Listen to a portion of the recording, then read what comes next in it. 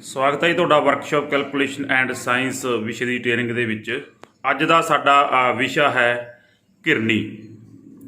ਸਭ ਤੋਂ ਪਹਿਲਾਂ ਆਪਾਂ ਗੱਲ ਕਰਦੇ ਹਾਂ ਕਿ ਘਿਰਨੀ ਹੁੰਦੀ ਕੀ ਹੈ। ਘਿਰਨੀ ਇੱਕ ਧਾਤੂ ਦਾ ਗੋਲਾਕਾਰ ਸ਼ੇਪ ਵਿੱਚ ਬਣਿਆ ਯੰਤਰ ਹੁੰਦਾ ਹੈ। ਇਸ ਦੇ ਘੇਰੇ ਦੇ ਚਾਰੇ ਪਾਸੇ ਚਿਰੀ ਕੱਟੀ ਗਈ ਹੁੰਦੀ ਹੈ ਤਾਂ ਜੋ ਰੱਸਾ ਜਾਂ ਚੇਨ ਇਹਦੇ ਉੱਪਰ ਠਹਿਰ ਸਕੇ। ਰੱਸੇ ਜਾਂ ਚੇਨ ਦੇ ਇੱਕ ਸਿਰੇ ਤੇ ਹੁੱਕ ਲੱਗੀ ਹੁੰਦੀ ਹੈ ਅਤੇ ਦੂਸਰੇ ਸਿਰੇ ਤੇ ਬਲ ਲਗਾਇਆ ਜਾਂਦਾ ਹੈ। ਜਿਸ ਪਾਸੇ ਹੁੱਕ ਲੱਗੀ ਹੁੰਦੀ ਹੈ ਉਸ ਪਾਸੇ ਅਸੀਂ ਭਾਰ ਚੁੱਕਣਾ ਹੁੰਦਾ ਹੈ ਜਾਂ ਕੋਈ ਕੰਮ ਕਰਨਾ ਹੁੰਦਾ ਹੈ ਅਤੇ ਦੂਸਰੇ ਪਾਸੇ ਤੋਂ ਬਲ ਅਪਲਾਈ ਕੀਤਾ ਜਾਂਦਾ ਹੈ।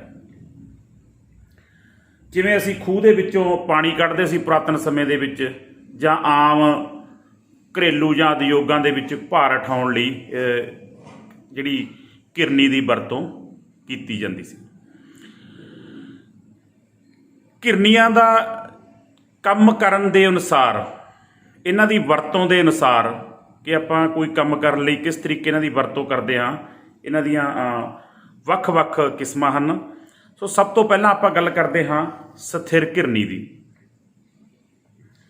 ਸਥਿਰ ਘਿਰਨੀ ਇੱਕ ਅਜਿਹਾ ਪ੍ਰਬੰਧ ਹੁੰਦਾ ਹੈ ਕਿ ਇਸ ਵਿੱਚ ਇੱਕ ਹੀ ਘਿਰਨੀ ਵਰਤੀ ਜਾਂਦੀ ਹੈ। ਇਹ ਆਪਣੇ ਧੁਰੇ ਦੁਆਲੇ ਘੁੰਮਦੀ ਹੈ ਤੇ ਸਥਿਰ ਹੁੰਦੀ ਹੈ। ਇਸ ਦੀ ਫਿਟਿੰਗ ਹੈ ਜੋ ਉਹ ਸਥਿਰ ਕੀਤੀ ਹੁੰਦੀ ਹੈ। ਇਸ ਵਿੱਚ ਪਾਵਰ ਵੱਲੋਂ ਤੈਅ ਕੀਤੀ ਦੂਰੀ ਅਤੇ ਭਾਰ ਵੱਲੋਂ ਤੈਅ ਕੀਤੀ ਦੂਰੀ ਲਗਭਗ ਬਰਾਬਰ ਹੁੰਦੀ ਹੈ, ਜਾਂ ਆਪਾਂ ਇਹ ਕਹਿ ਲਈਏ ਕਿ ਜਿੰਨਾ ਅਸੀਂ ਬਲ ਲਗਾਵਾਂਗੇ ਉਨਾ ਹੀ ਕੰਮ ਹੁੰਦਾ ਹੈ। ਸੋ ਸਥਿਰ ਘਿਰਨੀ ਦੇ ਸਿਧਾਂਤ ਅਨੁਸਾਰ ਇਨਪੁਟ ਬਰਾਬਰ ਹੁੰਦੀ ਹੈ ਆਊਟਪੁੱਟ ਦੇ, ਜਾਂ ਆਪਾਂ ਕਹਿ ਲਈਏ ਪਾਵਰ ਬਰਾਬਰ ਹੋਵੇਗੀ ਕੀਤੇ ਗਏ ਕੰਮ ਦੇ ਜਾਂ ਭਾਰ ਦੇ।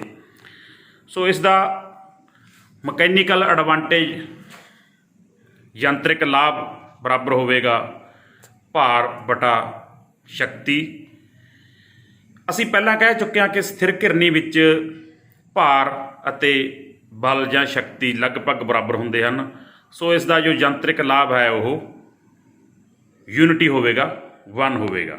ਕਹਿਣ ਦਾ ਮਤਲਬ ਜਿੰਨਾ ਅਸੀਂ ਬਲ ਲਗਾਵਾਂਗੇ ਉਨਾ ਹੀ ਭਾਰ ਹੈ ਜੋ ਉਹ ਉੱਪਰ ਨੂੰ ਜਾਵੇਗਾ, ਉਨਾ ਹੀ ਕੰਮ ਹੋਵੇਗਾ। ਇਸ ਦੀ ਵੈਲੋਸਿਟੀ ਰੇਸ਼ੀਓ ਵੀ ਯੂਨਿਟੀ ਹੁੰਦੀ ਹੈ, ਕਿਉਂਕਿ ਜਿੰਨੀ ਦੂਰੀ ਸ਼ਕਤੀ ਤੈਅ ਕਰੇਗੀ ਉਨੀ ਹੀ ਦੂਰੀ ਹੈ ਜੋ ਭਾਰ ਵੱਲੋਂ ਤੈਅ ਕੀਤੀ ਜਾਵੇਗੀ। ਹੁਣ ਆਪਾਂ ਗੱਲ ਕਰਦੇ ਹਾਂ ਅਸਥਿਰ ਘਿਰਨੀ। ਇਸ ਸਿਸਟਮ ਵਿੱਚ ਦੋ ਘਿਰਨੀਆਂ ਵਰਤੀਆਂ ਜਾਂਦੀਆਂ ਹਨ, ਜਿਵੇਂ ਚਿੱਤਰ ਵਿੱਚ ਦਿਖਾਇਆ ਗਿਆ ਹੈ। ਥੋੜ੍ਹਾ ਜਿਹਾ ਹੋਰ ਇਹਨੂੰ ਆਪਾਂ ਨਜ਼ਦੀਕ ਤੋਂ ਸ਼ਾਟ ਲੈਂਦੇ ਹਾਂ।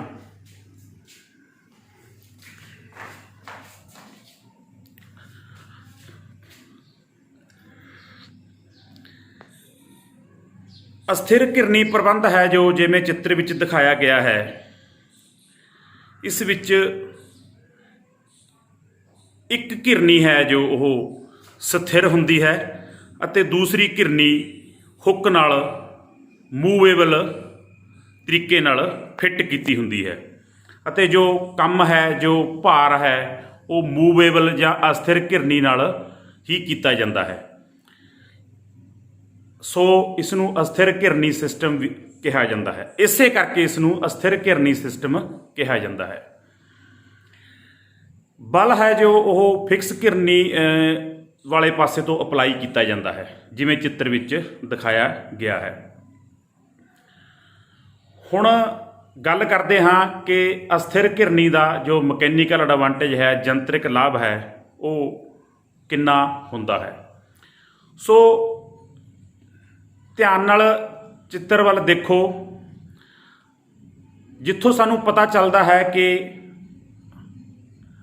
अस्थिर घिरनी सिस्टम विच जो शक्ति है, जो बल है, उसनूं 2 बार दूरी तय करनी पैंदी है अते जो भार है वो एक बार ही दूरी तय करता है। So movable pulley system which mechanical advantage या अस्थिर घिरनी प्रबंध विच जो यंत्रिक लाभ है वो होवेगा भार गुणा भार वालों तय की गई दूरी बराबर है बल गुणा बल वालों तय की गई दूरी। सो असी देख लिया है कि अस्थिर घिरनी प्रबंध विच जो बल है, जो शक्ति है, वो 2 बार काम करता है, 2 बार उसनूं दूरी तय करनी पैंदी है। सो इस तरह अस्थिर घिरनी सिस्टम विच मकैनीकल एडवांटेज बराबर होवेगा W गुणा D is equal to P गुणा 2D। ये 2D कित्थों आया है वो असी स्पष्ट कर दिता है कि पावर नूं इस सिस्टम विच 2 बार काम करना पैंदा है, 2 बार दूरी तय करनी पैंदी है। सो जेकर असी इसनूं अगे एक्सपैंड करिए तो मकैनीकल एडवांटेज बराबर होवेगा W बटा P बराबर होवेगा 2D बटा D। इसनूं असी जो गांह कैलकुलेशन करते हाँ तो साडे कोल मकैनीकल एडवांटेज आ जाएगा कि MA बराबर है 2 माइनस W बटा P, क्योंकि D नाल D कैंसल हो गया। सो अस्थिर घिरनी सिस्टम विच यंत्रिक लाभ बराबर होंदा है 2 माइनस W बटा P। इसे तरह अस्थिर घिरनी प्रबंध दे विच जो वेलोसिटी रेशियो है वो भी इस तरह कैलकुलेट की जाएगी कि बल वालों तय की गई दूरी बटा भार वालों तय की गई दूरी। सो इत्थे बल वालों 2 बार दूरी तय की जाती है। सो असी लिखांगे VR बराबर होवेगा 2D बटा D, D नाल D कैंसल हो जाएगा अते VR इज इक्वल टू 2। कहने का भाव अस्थिर घिरनी सिस्टम विच वेलोसिटी रेशियो 2 के बराबर हुंदी है, जदों कि स्थिर घिरनी सिस्टम विच वेलोसिटी रेशियो 1 हुंदी है।